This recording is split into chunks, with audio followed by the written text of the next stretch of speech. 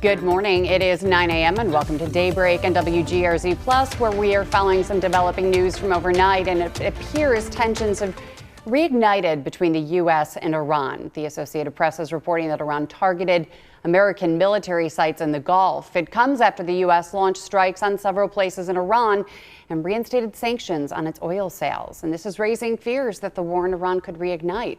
Here's what President Donald Trump had to say about this ceasefire. Is the ceasefire done? Is the MOU dead? It's a very interesting question. To me, I think it's over. I don't want to deal with them anymore. They're scum. You know what scum is? They're scum. They're sick people. They're led by sick people. And they're vicious, violent people. And if they had a nuclear weapon, they'd use it. As far as I'm concerned, it's over. I'll speak to our negotiators. They want to negotiate. They're good people. We make a deal. Everyone's agreed. No nuclear weapon. We make a deal. They go outside, talk to the press. They say, we never even talked about it. There's something wrong with them. They're cuckoo. As far as I'm concerned, it's over. Now taking a look at stocks before trading opens in about 30 minutes. The Dow, S&P 500, and NASDAQ are all in the red after President Trump said that he believes the ceasefire is over. As you see, oil futures, though, have surged more than 6% this morning. Officials are saying that the latest strikes threaten the critical reopening of the Strait of Hormuz for commercial shipping after months of disruption. And this, of course, is a developing story we will continue to follow throughout the day. For the latest updates, you can visit our website, WGRZ.com, or download our free news app. And there's more conflict stemming from the holiday weekend of violence in the city of Buffalo. City officials continue to investigate 6 separate shootings that left 11 people hurt over the July 4th holiday. And now there's a clash over comments about who's to blame for the violence. 2 on your side's Dave McKinley has more. It wasn't just the underserved. They were from areas of Lancaster, and they were also from families potentially that would not be considered in the underserved. That remark put a burr under the saddle of Lancaster Town Supervisor Robert Leary. I was shocked and appalled to hear that, the generalization of them saying that Lancaster was somehow responsible for the violence that was occurring in the city of Buffalo. And what's more, talking about the underserved kids in Buffalo and kind of intimating that the kids from Lancaster were privileged. So that sounds more like some type of political type of statement. Is anybody arrested? You would think there would be a huge number of arrests, but the reality of it is we were just overwhelmed on managing the crowd size. With no arrests, though, how could they say there were people from Lancaster? Did they walk around with signs on their heads or something saying, I'm from Lancaster? There's people with bumper stickers on cars. We did license plate runs on cars, and it showed where they lived. They were busy running license plates that night to find out where people were from? We have license plate readers in cars, so our license plate readers are constantly gathering data. By midday, Larry, who'd had a 26-year career in federal law enforcement, says his police department had spoken with Buffalo's. And Chief McAllister explained to our assistant chief that they were dealing, again, I don't know how they knew, but they were dealing with one person from the town of Lancaster. So he had Lancaster on his mind during the press conference, and that's why he stated they were from outside and mentioned Lancaster, and he apologized now to my assistant police chief.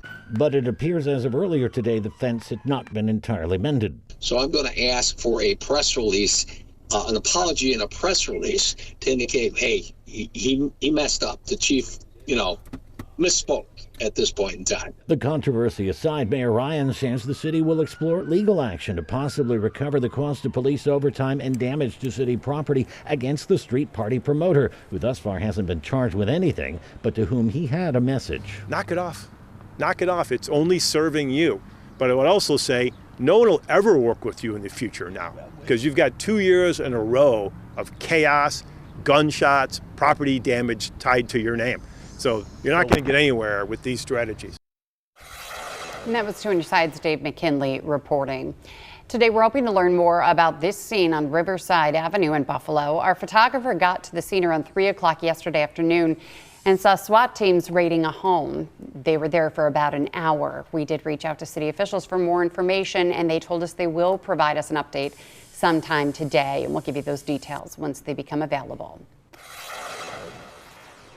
New York State is investing $100 million in new technology and equipment for law enforcement. Governor Kathy Hochul says $75 million will help agencies purchase things like acoustic gunshot detection systems and new drones. Meanwhile, $25 million will fund a statewide records management system to improve information sharing and reporting. The grants are available to about 500 police departments and sheriff's offices outside New York City. Well, we ran into some traffic backups yesterday afternoon on the 90-290 split all the way to William Street. Here's why. Hazmat crews were dealing with a small chemical leak from a tractor trailer. Fire officials say the truck was carrying degreaser. That's a chemical that breaks down oils and grime from surfaces. Officials say the yellow semi was heading eastbound when the chemical load shifted inside the vehicle. As you can see, multiple emergency vehicles were pulled over in front of the truck as they worked to contain the situation. Erie County emergency crews say the spill stayed mostly inside the vehicle, and state police say no one was hurt. If you're a current or former Catholic Health patient, you could be getting some money thanks to a settlement. Our partners at Buffalo Business First report that more than 480,000 people are eligible to get up to $50. The $1.8 million settlement involves Service Aid, which is a company that worked with Catholic Health. The company agreed to settle because of a 2024 data breach that put hundreds of thousands of patients' personal records at risk. If you were impacted, you should have received a notice in the mail, and you have until September to file a claim. A major facelift is coming to one corner of Niagara Falls. State officials broke ground on a nearly $40 million mixed-use housing development. It's called The Nest, and it'll be located at 333 First Street. That's near the Convention Center in the Sheridan. The 6-story project will bring 73 brand new affordable apartments to the heart of the city. And the focus is to help people with intellectual and developmental disabilities, as well as survivors of domestic violence. But officials say the effort goes beyond just a roof over their heads. Have on the ground floor some community space where we're going to help the residents gain employment skills, financial skills, and any skills they need to become independent to ultimately own a home of their own someday. And a ribbon cutting is already set for November of 2027 as long as construction stays on schedule. Lackawanna City Hall leaders are looking into a shared services agreement with Erie County when it comes to property tax assessment work for the city. 4 council members voted unanimously to allow first steps during a council meeting yesterday. Lackawanna officials in Erie County are now working to enable dual employment for City Assessor Michael Milks. The city attorney who would negotiate the deal says there could be a cost savings for the city, but some residents worry about a loss of local government control and an overall impact on property taxes. What would you say to people who are very concerned that if the county takes over assessment, perhaps property values would go up and people's taxes could go up? That's a possibility whether the county takes over the services or doesn't. Because the city is required I believe every 10 years to conduct a reval, and that is contemplated in the future. The city attorney says if a petition is filed in opposition over the next 45 days, it could trigger a public vote on such an agreement. The Buffalo Public Schools superintendent says the district has made meaningful progress as he approaches 1 year on the job, from stabilizing finances, strengthening school leadership, and laying the groundwork for long-term academic improvement. But in a conversation with Channel 2's Claudine Ewing, he also acknowledged significant challenges. Superintendent Dr. Pascal Mubenga. So my first year was pretty much to be able to assess the community, what we have in place, and have some quick wins. He expects to see a bump in student assessments results. Priority number 1 is student achievement. And reducing the deficit. Dr. Mubenga wasn't shy when asked about school safety, violence, and the Hutch Tech student staff member fight we saw on social media. Incident like that is very unfortunate. Students should know not to put their hands on adults and not even fighting among themselves. I cannot comment too much who started. I have all the details, but I cannot comment on that. But this is what I'll say. It was one incident that should not jeopardize the reputation of a great school like Hutch Tech. But starting to hear people come out of the woodwork now saying, I was a teacher or a teacher aide, and, I've been hit with child abuse. What is happening? Anything that's come to me, we will go to the legal departments that we have. Folks exaggerate sometimes. That's why the media have to come to the right source, superintendent of the district, then I will give all the facts. We're not pushing anything under the rug. We saw what happened in the city over the weekend, the 4th of July weekend. These young people, many of them are Buffalo Public School students. What's needed to get their mindset right? Do we need an alternative school again? We voted on a new model of alternative school, which is going to start from 8 a.m. all the way to 8 p.m. It will start for the 27-28 school year. That is going to be also a game changer. And again, is that just one thing that's going to solve all the problems? No. Alternative program, alternative school will not be the only solution to the problems that we're facing in our society. As for the recent resignation of a school board member, he calls it unfortunate. Cindy McKicken was a good one. The board sets the vision. The superintendent runs day to day. I'm trying to navigate that chaos without really impacting the work that we have to do. And he remains optimistic. On your side, Claudine Ewing, Channel 2 News. In other news this morning, the Michigan Avenue lift bridge is now back open for cars to drive over. It was closed for most of the past week after the extreme heat caused the metal on the bridge to expand. The bridge got stuck, forced drivers to find another way around, and the Edward M. Cotter fireboat had to spray water on it to try to resolve some of the issues. 9/11 on Daybreak, and the Buffalo Bisons are adding Max Scherzer back into the mix. Scherzer's going to be making his third rehab start this season for tonight's game against Scranton. The three-time Cy Young winner is working to move past some back spasms he's been experiencing while playing with the Blue Jays. And this will be the second game of the Bison's 6-game homestand against the Rail Riders. Lots of promotions for tonight, too. Kids get in for free if they show their report card. You can also bring your dogs to the ballpark tonight, and it is a Win It Wednesday, so that means there's going to be some special giveaways throughout the game as well. First pitch is at 6:35, and what a nice night, Patrick, it's going to be for a night at the ballpark. It is going to be very nice, and it'll be even nicer if you bring a good report card. You get in for free. All right, there are clouds lingering over the southern tier. They shouldn't be here too much longer. They should erode a little bit. I will say the cloud bases are a little higher than usual, so it might take just a bit more time. All right, for today, 84. Tomorrow, 84, with the chance of a late day, early evening thunder shower, especially Buffalo and points north. There we go. We're in the 70s. What's going on in Franklinville? 59. The heck?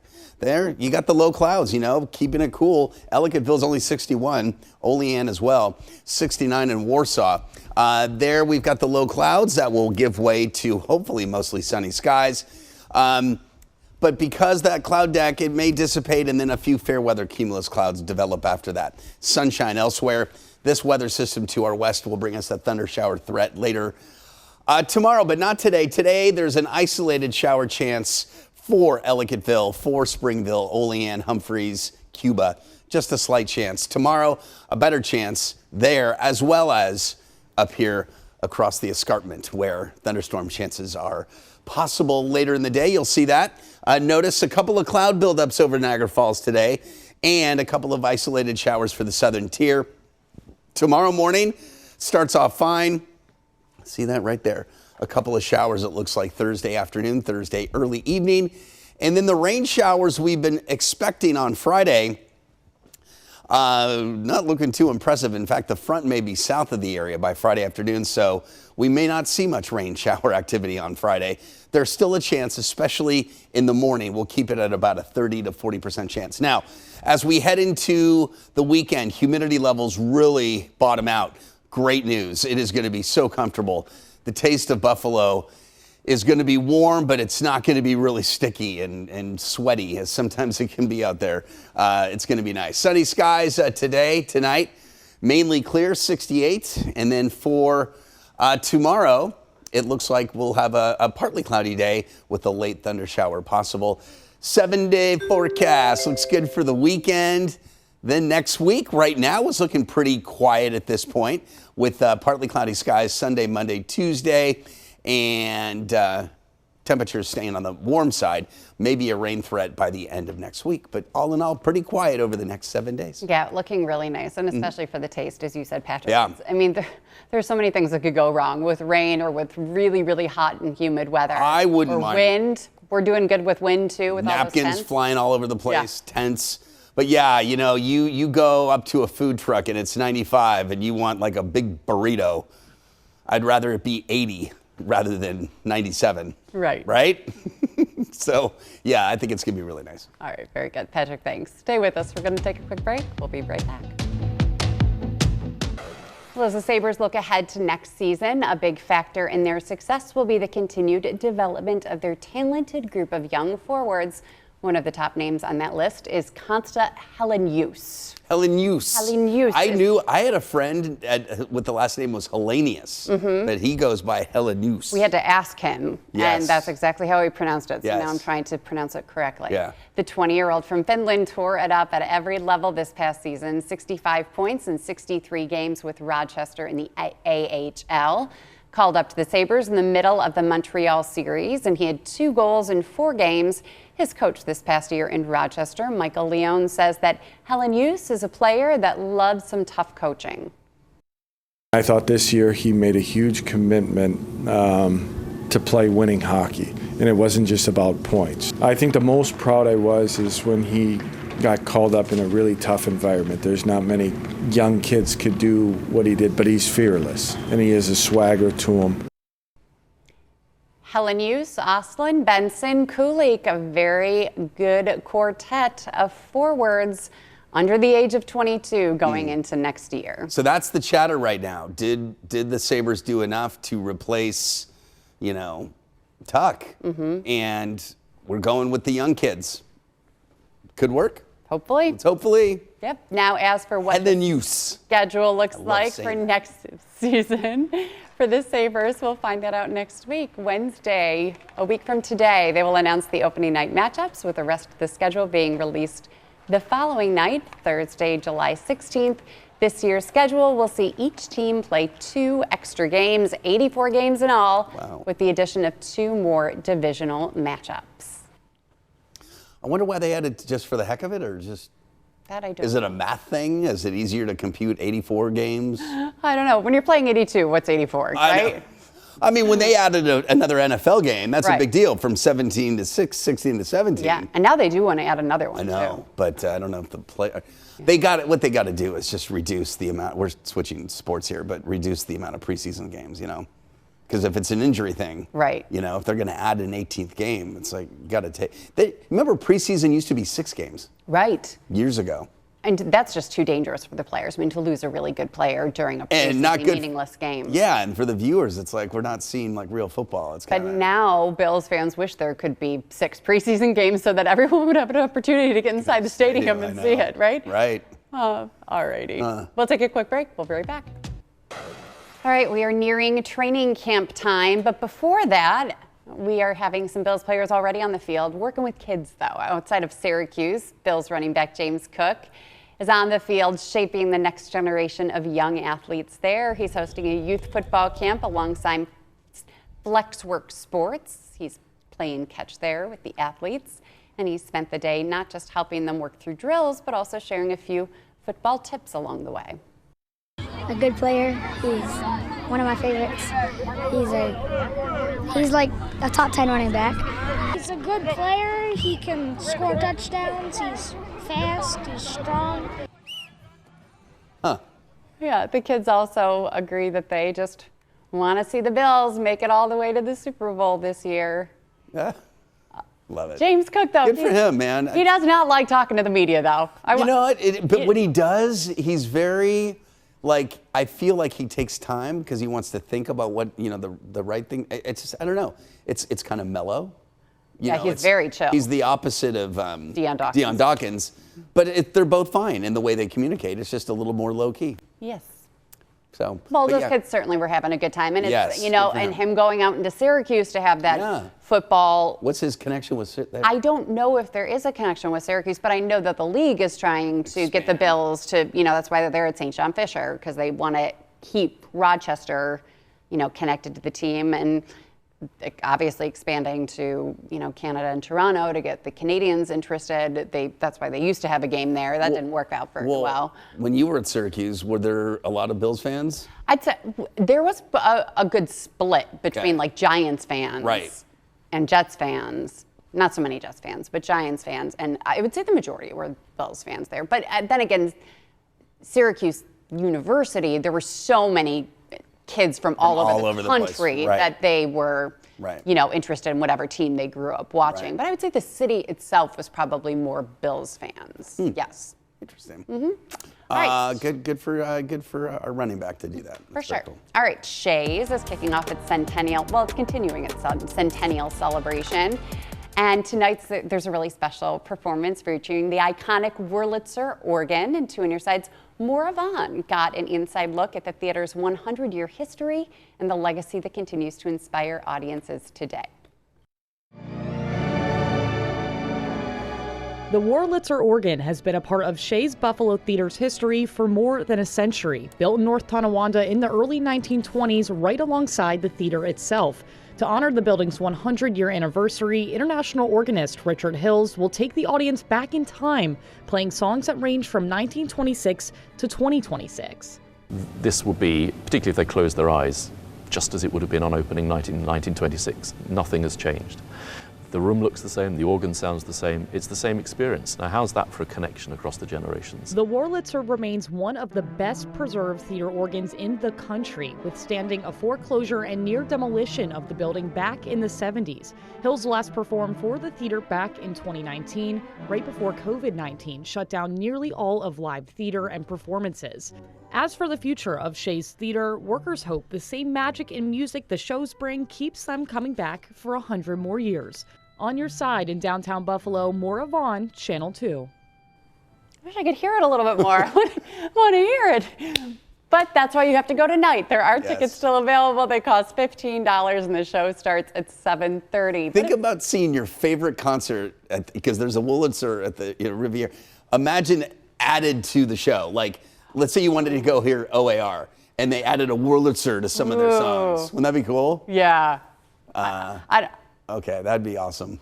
I think. Maybe. What we need is an organ. A gospel choir. Always add the gospel choir. Always add 100%. strings with an Oh my orchestra. God, exactly. Strings make everything sound so much better. A flute. Ask Jethro Tull. He can tell you. Or Lizzo. Or Lizzo. That's right. Yeah. That's right. She's so good. She is so talented, by the way. Anyway. All right. So we just segue to Lizzo, as we do. So that's what this show's all about, right? Okay, we are just over a month away from the Erie County Fair's opening day.